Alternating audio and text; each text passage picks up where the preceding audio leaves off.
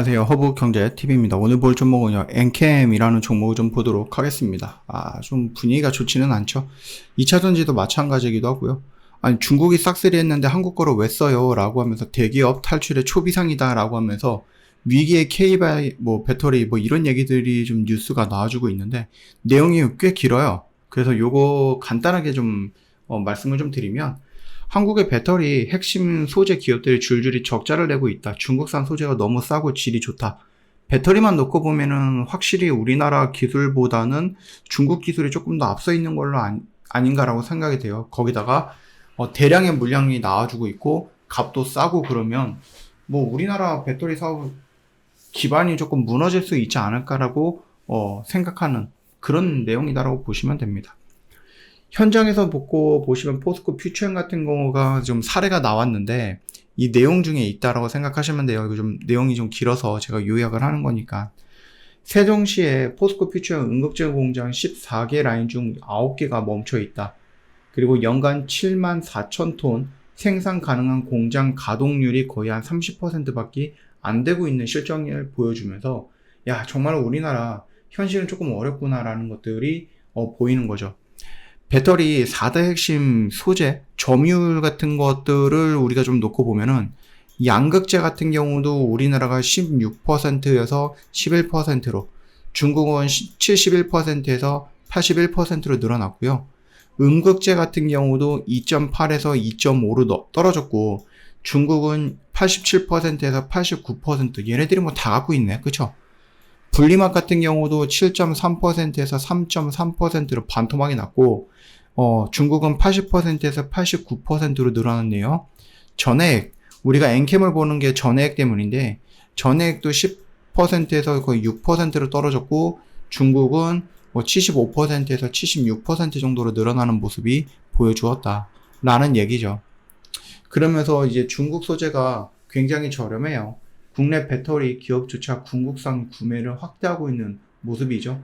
우리나라에서 일단은 삼성 SDI, LG엔솔, SK온 이렇게 세 개의 기업이 버티고는 있는데 중국 기업과 이제 대형 계약도 체결이 조금씩 나와주고 있다는 부분 참 아쉽습니다. 그리고 최근에 이제 보여줬었던 어떤 실적이라든지 이런 것들을 놓고 보면은 작년 실적 변화를 놓고 보면 흑자에서 적자로 전환되는 기업들이 너무 많아요. 그러다 보니까 지금도 2차전지 애들이 회복을 못 해주는 모습을 보여주고 있죠. 일단은 가격 경쟁력에서 압도적으로 열세에 있다. 내가 열심히 만들어봤자 중국이 만든 거에 대한 가격 대비해서 어마어마한 기술력이 들어가거나 어마어마하게 좋다라고 하는 것도 아니기 때문에 여러분들이 거의 비슷비슷한 성능을 갖고 있는 배터리다라고 하면은 10,000원짜리 살까요? 5,000원짜리 살까요? 당연히 5,000원짜리 사겠죠. 기술력만으로는 이게 못 버텨요. 그리고 의존도 심화가 되고 있다라고 보시면 될 것 같습니다. 그래서 지금 중국 시장이 성장을 할 때 가장 많이 하는 방법 중에 하나죠. 어떤 전문가들이라든지 이런 사람들 어마어마하게 연봉을 주고 뽑아내요. 데리고 와서 기술력을 뽑아내고 이 사람들 필요 없으면 어떻게 돼요? 해고해버리고 이 기술력 가지고 물량 공세하는 거예요. 초반에는 불량품이 나올 수도 있죠. 근데 이 물량 공세를 국가가 지원을 해주는 거죠. 그러니까 돈이 마르지 않아. 내가 실패해도 돼. 내가 불량품이 조금 나와도 돼. 이걸 계속해서 하고 실패하고 결국은 어떻게 된다? 정말로 좋은 제품을 만들어서 이걸 가지고 다른 나라는 100원에 파는 거 나는 70원에 팔 거야. 그럼 당연히 이쪽으로 오겠죠. 그런 식으로 해서 지금 중국이 가고 있는 거고요. 이런 식으로 해갖고 지금 생태계를 망치고 있는 것도 굉장히 많아요. 가장 큰 것들을 놓고 보면 우리나라 태양도 당연하고 풍력도 당연하고 다른 기업들도 마찬가지거든요. 다른 섹터들도 마찬가지거든요. 이런 식으로 해서 저가 공세, 물량 공세를 하다 보니 우리나라 기업들이 결국은 지지를 치고 떠날 수밖에 없는 거고 우리나라 기업들이 스스로 떠나다 보니 결국 이제 중국산 물량을 살 수밖에 없는 거고 이런 악순환들이 계속해서 이어지는 거다. 어저께도 좀 설명을 드렸던 것 같은데 이 엔캠에 대한 상지건설로 연결되는 이 시비 이런 것들이 조금 재무적으로 조금 뭔가 이상한 게 있다라고 말씀을 드렸잖아요. 댓글을 보니까 좀 많은 분들이 이것들이라든지 이런 것들을 보면서 되게 좀 안 좋게 말씀을 하시고 생각을 하고 계시는데 저도 동감이거든요. 이거 굉장히 좀 안 좋게 보고 있긴 합니다. 일단 전환사채를 4개의 투자사에서 매각을 했는데 그중 한 명이 좀 과거에 무자본 M&A와 횡령 혐의로 구속됐던 인물이라는 것이죠.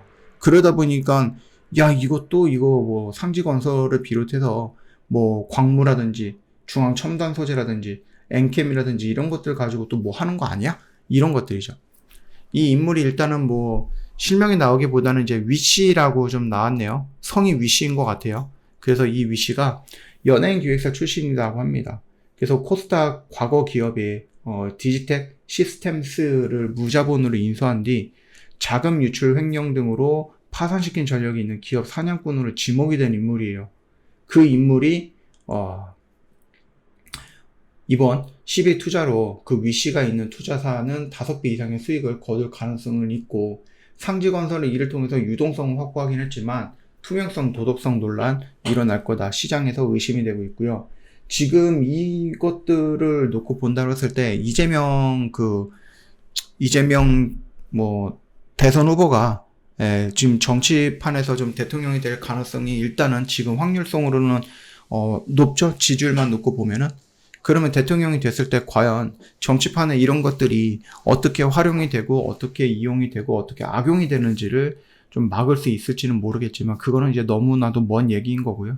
뭐 어찌 되었던 간에 중요한 이슈다라고 했을 때는 상지건설이 일단은 CB를 팔아서 자금은 마련을 했는데 그 자금이 온전히 회사 쪽으로 투자라든지 성장에 활용이 될 거냐 아니면 기업 사냥꾼의 주머니에 들어갈 거냐 이 부분인 거거든요.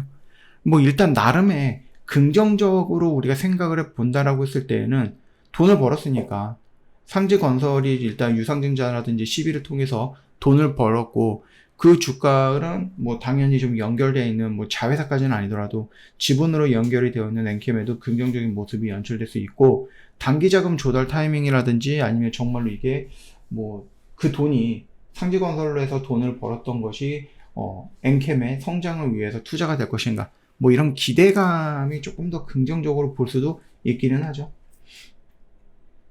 근데 이제 부작용들이 일단 더 많기는 해요. 일단 시비 관련 불확실성 확산이 되고 있고 상지건설은 일단은 대선 테마로 연결이 되고 있고 무지성으로 올라가고 있는데 여기에서 또 이런 식으로 조금 안 좋은 얘기가 나와준다라고 하면은 어떻게 됩니까? 점하로 뚝뚝뚝 떨어질 수 있어요. 그러니까 여러분들 상지건설 갖고 계시는 분들 정말 조심해야 됩니다. 아시겠죠? 지금 당장에 이재명 대선 후보가 일단은 당선이 될 확률이 계속해서 높아지고 있기 때문에 여전히 이제 마지막 발버둥이라든지 마지막 슈팅을 좀 보여주고 있는 것 같긴 한데요. 여러분 이거 정말 조심해야 돼요. 아시겠죠? 일단 코스닥 기업 전반에 대한 투자 심리를 약화시킬 수는 있긴 하죠. 뭐 기업 사냥꾼이 연루가 되어 있네, 무자본, M&A네, 횡령이네 이런 부정적인 키워드들이 상지건설이라든지 아니면은 뭐 엔캠으로 조금 연결이 된다라고 했을 때 최근 실적도 좋지 못한데 외부 자금 의존도가 높은 이 기업이 이렇게 되지 말라는 법도 없는 거니까. 그래서 일단 긍정적으로 생각하는 것보다는 좀 부정적으로 생각하는 것이 시장에서는 더 많더라라고 보시면 될 것 같아요.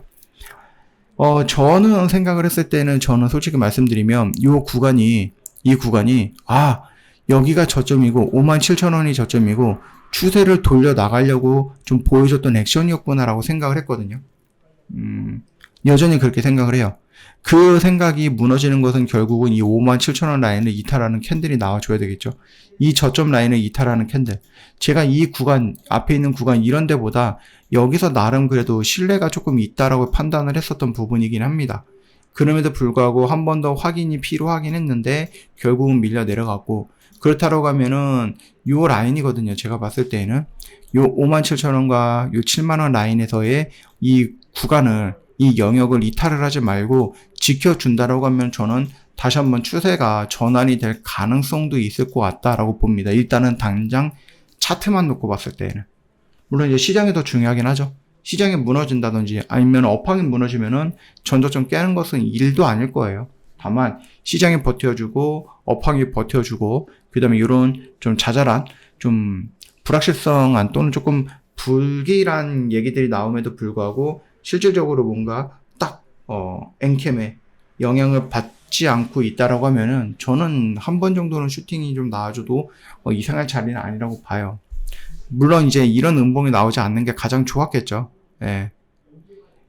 물론 그래도 저는 요 양봉을 놓고 보면 이 영역 근처에서는 저는 밑으로 밀리면은 손절을 완전히 깔끔하게 할 수 있어 하시는 분들은 도전을 해보라라고 말씀을 드리고 싶지만, 예, 악재가 계속해서 나와주고 있고 좀 이상한 얘기들이 나와주고 있으니 접근하기보다는 조금만 더 기다려 보자라고 말씀을 드려보겠고, 이미 갖고 계시는 분들 여기서 뭐 손절을 해야 되나요? 라고 좀 물어보시는데,